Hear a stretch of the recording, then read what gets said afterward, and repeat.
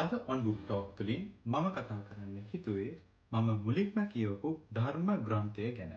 ඒ තමයි වල්පොල රාහුල හිමියන්ගේ බුදුන් වදාළ ධර්මය කියන්නේ. වල්පොල රාහුල හිමියන් විසින් මේ කෘතිය මුල්ම වරට රචනා කරන්නේ 1964 වර්ෂයේදී ඉංග්‍රීසි භාෂාවෙන්. ඒකට හේතුව තමයි ඒ වෙද්දී බටහිර ජාතීන්ට උවමනාවක් තිබුණා බුදුදහම කියන්නේ මොකක්ද? බුදුරජාණන් වහන්සේ කියන්නේ කවුද? බෞද්ධයා කියන්නේ කවුද කියලා. ඉතින් මෙන්න මේ ප්‍රශ්න තුනට පිළිතුරු සපයමින් තමයි වල්පොල රාහුල හිමියන් මේ ග්‍රන්ථය රචනා කරන්නේ. පසු කාලීනව මේ ග්‍රන්ථයේ ප්‍රචලිත වීම හේතු කොටගෙන ප්‍රංශ, රුසියානු, ජර්මානු, චීන, කොරියානු වගේ භාෂා ගණනාවකට පරිවර්තනය වුණා. ඉතින් අද මම ඔයාලත් එක්ක කතා කරන්න හිතුවේ මෙහි සිංහල පරිවර්තනය ගැන.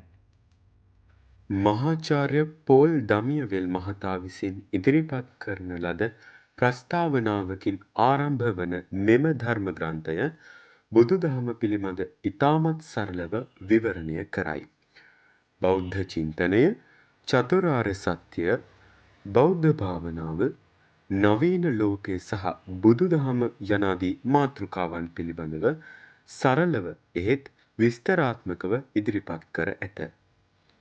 සමස්ත කෘතිය පුරාවටම පෞරාණික බෞද්ධ නිර්මාණවල ඡායාරූපද ගැඹුරු වචනවල අර්ථය දැන ගැනීම සඳහා ගැටපදයක්ද ඉදිරිපත් කර තිබීම විශේෂත්වයකි. සුදුසු කල්හි දහම් අවබෝධය උදෙසා මෙම ධර්ම ග්‍රන්ථය පරිශීලනය කිරීමට ඔබත් උත්සාහ ගන්න.